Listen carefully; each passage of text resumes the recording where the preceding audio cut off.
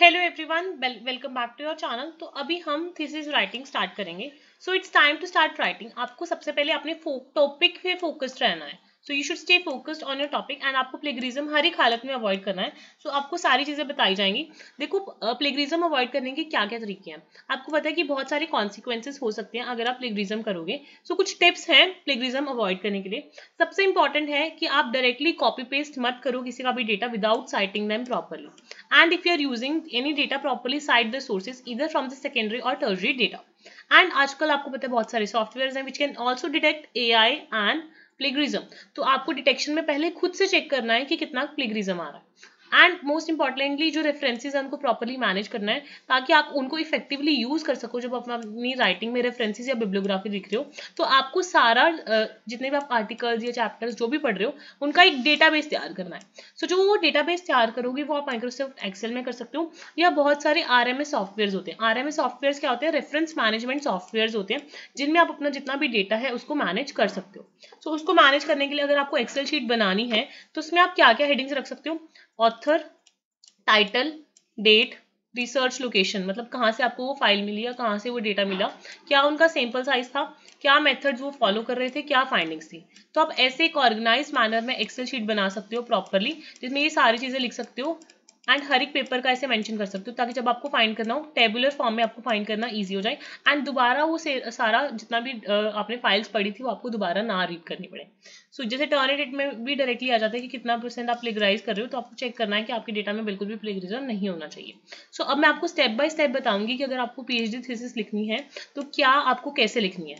So don't worry, I have broken it into 7 simpler steps ताकि आपको easily पता लग सके। थोड़ी बहुत चीजें वेरी कर सकती हैं जहां से आप कर रहे हो बट जो बेसिक ड्राफ्ट है वो सेम ही रहता है। तो सबसे पहले जो फर्स्ट पेज आता है that is a title page. क्या आएगा? टाइटल पेज आएगा। सो टाइटल पेज में ये सारी चीजें होनी चाहिए। देखो, सबसे पहले यूनिवर्सिटी का लोगो होना चाहिए, यूनिवर्सिटी का नेम होना चाहिए, आपके टॉपिक का टाइटल होना चाहिए, ऑथर का नेम मतलब आपका नेम होना चाहिए, आपकी डिग्री टाइटल होनी चाहिए। ठीक है, आपका डिग्री टाइटल प्रॉपरली मेंशन होना चाहिए। किस उसमें कर रहे हो सब कुछ आपका क्लियरली मेंशन्ड होना चाहिए। देन सुपरवाइजर का नेम होना चाहिए। देन आप किस डेट को प्रेजेंटेशन दे रहे हो वो डेट होनी चाहिए। तो ये एक बेसिक ड्राफ्ट है आपके टाइटल पेज का with university name, university logo, title of the research topic, author name, degree title, supervisor name and the presentation date. उसके बाद आपका नेक्स्ट पेज होता है with the abstract and keywords. अब abstract क्या होता है एंड कीवर्ड्स क्या होते हैं? तो जो एब्स्ट्रैक्ट होता है आपकी रिसर्च थीसिस का वो बेसिकली बताता है क्या पर्पस रहा है, समराइज करता है आपकी इंटायर रिसर्च को, हाईलाइट करता है की एरियाज को। उसमें क्या आएगा? ओवरऑल पर्पस ऑफ स्टडी आएगा एंड रिसर्च प्रॉब्लम्स आएंगी, बेसिक डिजाइन आएगा, मेजर फाइंडिंग्स एंड ट्रेंड्स आएंगे, समरीज एंड कंक्लूजन आएगा। ठीक है, तो सारी चीजें समराइज्ड वे में जिसमें सिर्फ की एस्पेक्ट्स बताए हो आपकी रिसर्च में वो आएंगे। जो टिपिकल लेंथ होती है एब्स्ट्रैक्ट की दैट इज 300 वर्ड्स और लेस। तो कीवर्ड्स में क्या आएगा? कीवर्ड्स का पर्पस क्या होता है? जो कीवर्ड्स होते हैं उससे आपका जो पेपर है वो सर्चेबल हो जाता है जिसकी वजह से अदर जो रिसर्चर्स हैं वो आपके पेपर को फाइंड कर सकते हैं एंड उनको साइट कर सकते हैं। सो बहुत इंपॉर्टेंट रोल प्ले करते हैं कीवर्ड्स। तो कीवर्ड्स आपको बहुत वाइजली चूज करने हैं। They are the important words from your research. उसके बाद इसकी इंपॉर्टेंस क्या है? ऑब्वियसली जैसे मैंने आपको बताया, इससे आपकी जो थीसिस है उसकी डिस्कवरेबिलिटी बढ़ेगी और एक्सेसिबिलिटी बढ़ेगी। तो ये चीज़ आपको वाइसली चूज करनी है। तो ये आपको रिकमेंडेड होगा कि जो एब्स्ट्रैक्ट एंड कीवर्ड्स हैं ये आप टुवर्ड्स द एंड बनाओ अपने थीसिस राइटिंग से, क्योंकि जब आपका सारा कुछ कंप्लीट हो जाएगा तब आप ये इसको बहुत बेटर वे में लिख सकते हो। या आप एक रफ ड्राफ्ट बना सकते हो, जब आप फाइनली पूरी कंप्लीट कर लोगे थीसिस तब आप इसको बेटर वे में लिख पाओगे। क्लियर हुआ? इसके बाद नेक्स्ट सेक्शन होता है एक्नॉलेजमेंट एंड डेडिकेशन। आपको मैं दोनों में डिफरेंस बताऊंगी एंड एक्नॉलेजमेंट एंड डेडिकेशन होता क्या है ये भी बताया जाएगा। सो एक्नॉलेजमेंट क्या है, डेडिकेशन क्या है? एक्नॉलेजमेंट का पर्पस क्या है? एक्नॉलेजमेंट का पर्पस है जितने भी इंडिविजुअल्स हैं, इंस्टीट्यूशन है या कंपनीज हैं जिसने आपकी थीसिस राइटिंग में कंट्रीब्यूट किया, आप उनको एक्नॉलेज कर रहे हो। तो एक्नॉलेजमेंट फॉर्मल रिकॉग्निशन है आपके सपोर्ट या असिस्टेंस में जो भी आपके साथ खड़े रहे हैं। So acknowledgement is formal in nature. So आप इसमें ब्रीफ एक्नॉलेजमेंट दोगे की कंट्रीब्यूटर्स की। अवॉइड करो कि इसमें ज्यादा पर्सनल डिटेल्स मत मेंशन करो। इसको एक्नॉलेजमेंट को हमेशा फॉर्मल टोन में ही लिखना है। तो इसमें आप हाईलाइट करोगे सिग्निफिकेंट कंट्रीब्यूटर्स कौन थे, उनके टुवर्ड्स ग्रेटिट्यूड शो करोगे। So acknowledgement should be in the formal tone. आपको मैं एग्जांपल भी दिखाऊंगी अभी। डेडिकेशन क्या है? डेडिकेशन आपका जस्ट ऑप्शनल है, ये कंपल्सरी नहीं होता डेडिकेशन देना। तो डेडिकेशन में आप एक्सप्रेस कर सकते हो कमिटमेंट टू समवन इसको आप अलग पेज पे लिखते हो एक्नॉलेजमेंट के, ये नहीं कि हाफ पेज में आप एक्नॉलेजमेंट लिख रहे हो एंड हाफ पेज पे आप डेडिकेशन लिख रहे हो, नहीं, आप अलग पेज पे लिखोगे अगर आप डेडिकेशन लिखना चाहते हो। So this is a personal expression of dedication. तो आप ऑनर करते हो उस इंडिविजुअल को और उस कोर्स को, ये पर्सनल सेंटिमेंट होता है एक तरह से, ठीक है।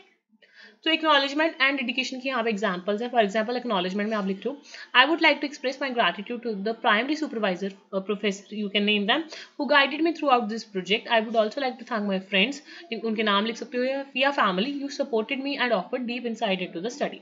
या फिर आप लिख सकते हो, I wish to acknowledge the help provided by technical and support staff in this department of this university. I would also like to show my deep appreciation to my supervisor who helped me to finalise the thesis. तो आप ऐसे mention करके आ सकते हो properly एक acknowledgement. Dedication में क्या लिख सकते हो, I dedicate my thesis to my parents, या I dedicate this research work to my kids, या फिर I dedicate this work to my family, या dedicate this to my parents for the love and support. तो कुछ भी आप dedication में mention कर सकते हो, ये एक तरह से आपका पर्सनल सेंटीमेंट को रिफ्लेक्ट करता है। क्लियर हुआ? सो आई होप सबको इंट्रोडक्शन क्लियर हुई होगी, एब्स्ट्रैक्ट एंड कीवर्ड्स क्लियर हुए होंगे। नेक्स्ट पेज आपका आ जाता है टेबल ऑफ कंटेंट्स का। टेबल ऑफ कंटेंट्स क्या है, बेसिकली आपका इंडेक्स है जो पूरा आपका मेंशन आउट किया होगा। तो आप टेबल ऑफ कंटेंट्स में क्या लिखोगे, इसमें आपको टाइटल्स देने हैं, टाइटल्स के साथ साथ आपको सब टाइटल्स देने हैं एंड नंबरिंग करनी है सारे सेक्शंस की, टाइटल्स, सब टाइटल्स एंड उनके अंदर भी अगर कई बार सब टाइटल्स होते हैं उनको भी आप प्रॉपर्ली मेंशन करोगे। प्रॉपर पेज नंबर्स देने हैं, गलती से भी भूल मत जाना पेज नंबर देना, वरना टेबल ऑफ कंटेंट्स का कोई फायदा नहीं है। So table of contents should always be there with the page numbers only, title, subtitle, ये सब। इसकी जो फॉर्मेटिंग है, क्या साइज रहेगा, वो मैं आपको आगे बताऊंगी जब मैं आपको बिफोर सबमिशन वाले क्राइटेरिया पे आऊंगी। एडिटिंग आप बाद में एक साथ कर सकते हो, ठीक है। देन आपका नेक्स्ट पेज होगा लिस्ट ऑफ टेबल्स का एंड लिस्ट ऑफ फिगर्स का। तो लिस्ट ऑफ टेबल में आपके जितने भी टेबल्स यूज हुए हैं पूरी थीसिस में, वो आप बताओगे। ये सारी चीजें जो टेबल ऑफ कंटेंट्स है, list of tables and list of figures है, ये आप एंड में बनाते हो जब आप कंप्लीट राइटिंग कर लेते हो। उसी के बाद भी आप जितने भी टेबल्स हैं उनको नंबरिंग दोगे, फिगर्स को नंबरिंग दोगे, ठीक है। सो लिस्ट ऑफ टेबल्स में क्या आएगा, सबसे पहले आपको पेज का टाइटल देना है, पेज टाइटल में क्या आएगा, लिस्ट ऑफ टेबल्स। देन उसके बाद टेबल को टाइटल दोगे, देन टेबल को नंबर दोगे एंड देन पेज नंबरिंग, किस पेज पे वो टेबल है। टेबल ऑफ कंटेंट्स में आपको पता लग गया क्या चीजें, ये भी आप टुवर्ड्स द एंड बनाओगे, ठीक है। टेबल ऑफ कंटेंट्स के बाद हमारा नेक्स्ट चीज आ जाता है list of tables and figures, जो मैंने आपको बता दिया। लिस्ट ऑफ टेबल्स में आप पेज टाइटल मेंशन करोगे, कौन कौन से टेबल्स होंगे, पेज टेबल नंबर्स, उनको नंबर्स दोगे, टेबल्स के टाइटल्स दोगे एंड उनके पेज नंबर्स बताओगे। ऐसे ही जितने भी आप फिगर्स यूज करोगे अपने थीसिस में, सबसे पहले टाइटल दोगे, पेज टाइटल क्या होगा, लिस्ट ऑफ फिगर्स। उसके बाद फिगर्स के टाइटल्स होंगे विद फिगर नंबर, हर एक फिगर्स की आप प्रॉपरली नंबरिंग करोगे एंड देन पेज नंबरिंग करोगे, ठीक है। जिस भी वे में आप करना चाहो उस वे में आप फिगर का नंबरिंग कर सकते हो। तो ट्राई ये करना कि सेम फॉर्मेटिंग रखना एंटायर पेपर की। उसके बाद नेक्स्ट मोस्ट इंपॉर्टेंट चीज आ जाती है इंट्रोडक्शन। इंट्रोडक्शन लिखने का एज सच कोई फिक्स फॉर्मूला नहीं है, आप अपने ऑडियंस के अकॉर्डिंग, टॉपिक के अकॉर्डिंग, पब्लिकेशन टोन के अकॉर्डिंग अपना इंट्रोडक्शन लिख सकते हो। अब सबसे पहले जो इंट्रोडक्शन है उसको लिखने का तरीका क्या है, ये बहुत अच्छा वे है इंट्रोडक्शन लिखने का, तो आप आई होप कि ध्यान से सुनोगे। सबसे पहले आप इंट्रोड्यूस करोगे टॉपिक। आपको पता है कि जो टॉपिक है उसको इंट्रोड्यूस करना बहुत ज़्यादा इंपॉर्टेंट है, क्योंकि जो इंट्रोडक्शन है वो फर्स्ट इंप्रेशन पड़ता है आपके थीसिस का।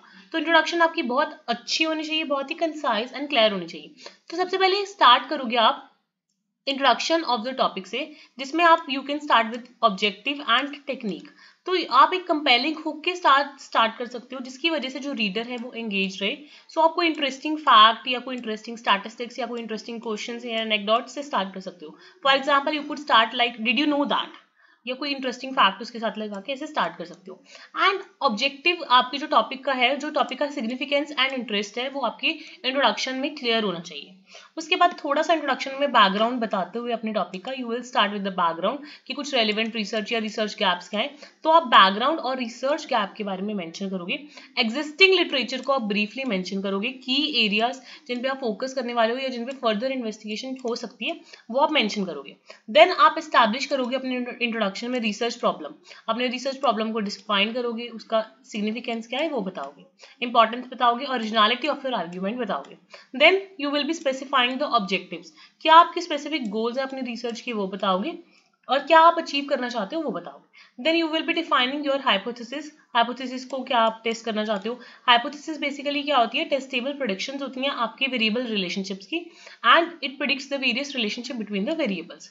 उसके बाद आप मेथोडोलॉजी बताओगे, कैसे डाटा कलेक्शन करोगे, ये सब चीजें, एंड डिटेल्स बताओगे कि आपका जो डाटा है वो कैसे रेप्लिकेट नहीं कर रहा है। तो उसके बाद आप मैप आउट कर दोगे। मैप आउट में बेसिकली आप ओवरव्यू दोगे कि ये वाले चैप्टर्स हैं, ये स्ट्रक्चर है मेरे काम का, तो आप एक तरह से प्रीव्यू बताओगे। तो इंट्रोडक्शन बहुत इंपॉर्टेंट है। इंट्रोडक्शन में ध्यान रखना ये सारी चीजें एक तरह से ओवरव्यूली कवर्ड हो। इंट्रोडक्शन में सारी चीजें आएंगी, ओवरव्यू आएगा, थोड़ा सा बैकग्राउंड एंड रिसर्च गैप आएगा, रिसर्च प्रॉब्लम एंड ऑब्जेक्टिव्स आएंगे, हाइपोथेसिस के बारे में थोड़ा सा बताओगे, then methodology and data collection आप कैसे करने वाले हो, देन एक ओवरव्यू दोगे आप अपने टॉपिक का, ताकि रीडर्स को समझ आए कि आप कैसे करना चाह रहे हो। फॉर एग्जाम्पल मैंने यहाँ पे एक बहुत ही ब्रीफली डिस्क्राइब किया है पूरी की पूरी इंट्रोडक्शन को। तो सबसे पहले आपने जैसे फॉर एग्जाम्पल हुक के साथ स्टार्ट किया अपने इंट्रोडक्शन को। For example, is liquidity level important for banking sector during crisis. तो लोग सोचेंगे, उसके बाद इंट्रोडक्शन पढ़नी स्टार्ट कर सकते हैं। After a strong opening hook, उसके बाद आप इंपॉर्टेंस बताओगे। For example, banking liquidity is an important factor that may lead to financial distress during the crisis. The financial crisis of 2008 underscored the importance of establishing high level liquidity. तो उसको kind of थोड़ा सा आप answer कर रहे हो। उसके बाद इंपॉर्टेंट है, इंपॉर्टेंट के बारे में थोड़ा सा आपने बैकग्राउंड के बारे में उसको बताया। उसके बाद आपने इंपॉर्टेंस बता दी। इंपॉर्टेंस के बाद आप आ गए थोड़े से बैकग्राउंड के बारे में। आपने जो भी डिफरेंट बैकग्राउंड्स थे, जो भी पुरानी रिसर्चेस हो चुकी थी, उनके बारे में बताया। देन आपने उसमें गैप बताया कि जो एग्जिस्टिंग स्टडीज हैं उनमें से बट किसी ने इस चीज के बारे में एक्सप्लोर नहीं किया। तो सबसे पहले आपने ओपनिंग हुक के साथ स्टार्ट किया, then you gave some importance, देन आपने थोड़ा सा बैकग्राउंड वगैरह बताया, देन आपने गैप बताया। देन उसके बाद आपने बताया कि इसकी इंपॉर्टेंस ये है और क्वेश्चंस मेरे रिसर्च और क्वेश्चंस एंड ऑब्जेक्टिव्स ये हैं। तो फर्स्ट ऑब्जेक्टिव, सेकंड ऑब्जेक्टिव आपने क्लियरली मेंशन किया। देन आपने थोड़ा सा हाइपोथेसिस के बारे में बताया। देन आप अपनी रिसर्च मैथोडोलॉजी, कौन सा डाटा चैप्टर है, कौन से चैप्टर में आपको इसके बारे में डिटेल में मिलेगा, वो थोड़ा सा आपने मेंशन करना है। Then you mention briefly about everything कि द रिसर्च बिगिन, मतलब एक लास्ट में आपको ये ध्यान में रखना है, this is very very important point. अगर आप इंट्रोडक्शन लिख रहे हो, this is very very important point कि अगर आप इंट्रोडक्शन लिख रहे हो तो आपको एंड में एक ओवरव्यू देना है, एक पूरा स्ट्रक्चर बताना है अपनी थीसिस का। फॉर एग्जाम्पल यहाँ पे बहुत अच्छे से बताया हुआ है that the research begins with a review of theoretical and empirical literature related to the bank specificity and external determinants. Second chapter presents the methodology to attain the objectives of the study. Third chapter provides the findings of the research and discusses them. Finally, the last chapter concludes the research. तो अब ऐसे overview लिख के आना introduction में, which will make your introduction a better one. ठीक है। सो I hope सबको इंट्रोडक्शन ये सारी चीजें क्लियर हुई होंगी। सो आज की वीडियो में हमने थोड़ा सा स्ट्रक्चर देखा है कि सबसे पहले टाइटल पेज कैसा होना चाहिए, उसके बाद एब्स्ट्रैक्ट्स एंड कीवर्ड्स में क्या कवर हुआ, एक्नॉलेजमेंट क्या होती है, डेडिकेशन क्या होती है। Then we have cover table of contents, list of figures and list of tables.